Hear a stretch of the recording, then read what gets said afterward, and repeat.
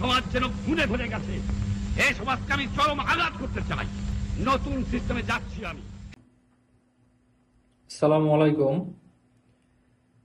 শেখ মুজিবুর রহমান 1975 সালের 26শে মার্চ ঢাকায় এক জনসভায় বাকশাল নিয়ে একটা বক্তব্য দেন।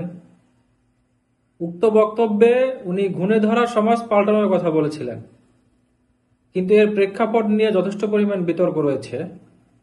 শেখ মুজিবের জীবন ও রাজনীতি নিয়ে গবেষণা করেছেন জাহাঙ্গীরনগর বিশ্ববিদ্যালয়ের শিক্ষক খুরশিদা বেগম। তিনি বলেছিলেন, বাকশাল গঠনের পেছনে প্রতিকূল রাজনৈতিক ও অর্থনৈতিক পরিস্থিতি সামাল দেওয়ার যেমন বিষয় ছিল, একই সাথে মুক্তিযুদ্ধের চেতনা টিকিয়ে রাখার প্রশ্ন ছিল বলে তিনি মনে করেন। যুদ্ধ পরবর্তী অবস্থা যেটা ছিল, একেবারেই যুদ্ধবিধ্বস্ত দেশ। আমাদের কলকারখানা সব নষ্ট, ভেঙে গেছে, রাস্তাঘাট অবকাঠামো নাই, শিক্ষা প্রতিষ্ঠানগুলোর কাজ চলছে না, কোষাগার শূন্য, ওদিকে 1 কোটি মানুষ ফিরে আসছেন ভারত থেকে। এই যে একটা অবস্থা, এই অবস্থার মধ্য থেকে আমরা দেখলাম সাম্রাজ্যবাদী শক্তিগুলো কিন্তু বসে থাকলো না, এবং আইন শৃঙ্খলা পরিস্থিতিও ভালো ছিল না। তো এরকম একটা পরিস্থিতিতে দেশটাকে সামাল দিতে বঙ্গবন্ধু এক পর্যায়ে এই বাকশাল গঠন করেছেন বলে আমি মনে করি। বাকশালের প্রেক্ষাপট আলোচনায় এলে বিশ্লেষকদের অনেকের কথায় সেই সময়কার নৈরাজ্যকর পরিস্থিতির কথা উঠে আসে। দেশের বিভিন্ন অঞ্চলে সরবরাহ বা চরমপন্থী কিছু বাম দলের সশস্ত্র তৎপরতা তখনও চলছিল। এর ভিতরে আওয়ামী লীগের একটা অংশ বেরিয়ে গিয়ে বৈজ্ঞানিক সমাজতন্ত্র প্রতিষ্ঠা করার কথা বলে এরা একটি দল প্রতিষ্ঠা করে, যার নাম ছিল জাসদ। এই বিষয়ে সব থেকে ভালো বলেছেন মিস্টার লেলিন। চলুন শুনে আসি উনি কি বলেন। দেশের মধ্যে বিভিন্ন অঞ্চলে একদিকে আওয়ামী লীগের অভ্যন্তর থেকে জাসদ নামে বেরিয়ে গিয়ে তারা জাসদ ছাত্রলীগ এবং রাজনৈতিক দল করলো, গণবাহিনী পর্যন্ত তারা করলো সশস্ত্র সংগ্রামের মাধ্যমে তাদের তথাকথিত বিপ্লব করার চিন্তা থেকে। অন্যদিকে আগের থেকেই আমাদের এখানে অতি বাম, তাদের মধ্যে যেমন ছিল সরবরাহ পার্টির, যারা দেশের বিভিন্ন অঞ্চলে শ্রেণীশত্রু খতমের নামে নৈরাজ্য সৃষ্টির চেষ্টা চললো। বিভিন্ন জায়গায় হত্যা, সন্ত্রাস, বাড়িঘর লুট, সম্পদ লুট।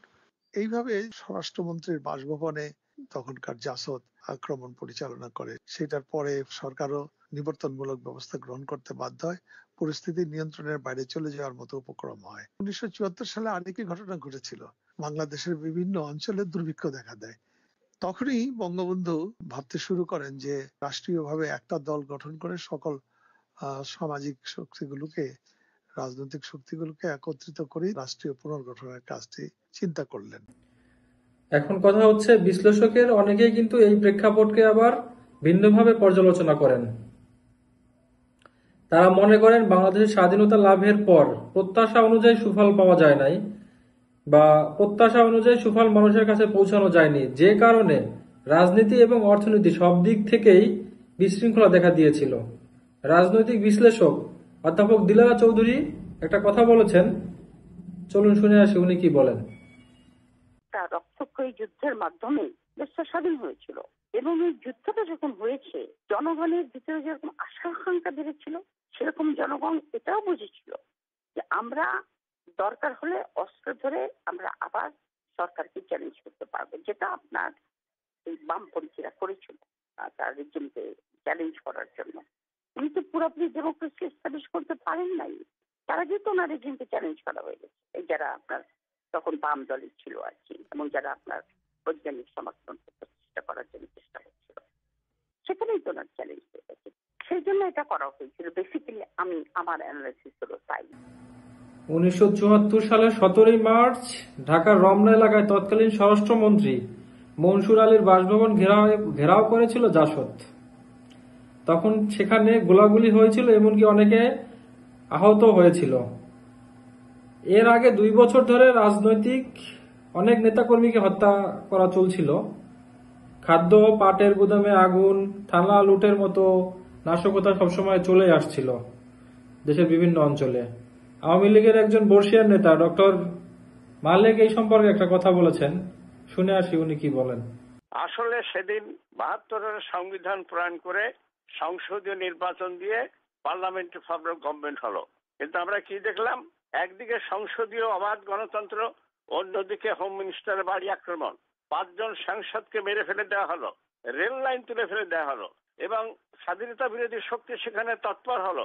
ইন সাচ এ সিচুয়েশন বঙ্গবন্ধুর পক্ষে আমার মতে পার্লামেন্টারি ডেমোক্রেসি দিয়ে দেশ শাসন করা সম্ভব ছিল না। এজন্যই তিনি এমন একটা সিস্টেমের দিকে গেলেন, একটা জাতীয় ঐক্য, তিনি সমস্ত লোককে ঐক্যবদ্ধ করে একটা দ্রুত উন্নয়ন কর্মসূচি বাস্তবায়নের দিকে তিনি এগিয়ে যেতে চেয়েছিলেন। বঙ্গবন্ধু শেখ মুজিব বাকশালকে দ্বিতীয় বিপ্লব হিসেবে ঘোষণা করেছিলেন।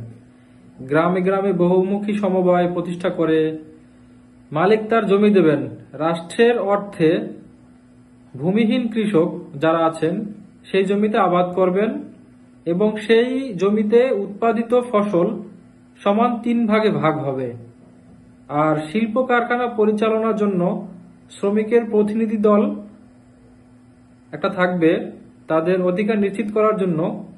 এই দুটি কর্মসূচি ছিল বাকশালের প্রধান একটা বিষয়।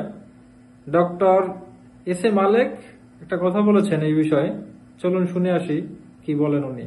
প্রথম কথা হচ্ছে ডিসেন্ট্রালাইজেশন, ডেমোক্রেটাইজেশন। তিনি চেয়েছিলেন গণপ্রশাসন, জনগণের প্রতিনিধি নির্বাচিত গভর্নর্স কাউন্সিল হবে, তার সাথে সরকারি কর্মচারীরা থাকবে, সর্বশ্রেণীর লোক থাকবে, সুতরাং ডিসেন্ট্রালাইজ হবে। 2 নম্বর হচ্ছে কম্পালসারি মাল্টিপারপাস কোঅপারেটিভ, যেখানে তিনি ভূমিহীনদের স্বার্থ রক্ষা করবেন। সুতরাং এই যে বলা হয় তিনি একদলীয়, তিনি তো মাওসুতিকের মতো, লেনিনের মতো বিপ্লব ওভাবে হয়নি, এটা হয়েছে পিপলস ডেমোক্রেসি তিনি এস্টাবলিশ করতে চেয়েছিলেন। এবং তিনি পরিষ্কার বলেছিলেন কোন দেশের মন্ত্রতন্ত্র আমি আমদানি করব না। পার্লামেন্টারি পার্টি যখন ওসমানী, মইনুল হোসেন এরা যখন বক্তৃতা করলো এর বিরুদ্ধে, তখন তিনি 19 জন বক্তৃতা পরে বঙ্গবন্ধু বলেছিলেন, I understand the sentiment of members of parliament, I will grow for a fresh mandate. তিনি বলেছিলেন আমি এটা সাময়িকভাবে এই ব্যবস্থা যাচ্ছি, আজকের দেশের দুর্যোগ এটা মোকাবেলা করার জন্য, এবং যদি সবকিছু ঠিক হয় তখন আমি আবার গণতন্ত্রে ফিরে আসবো, এরকম কথা তিনি বলেছিলেন।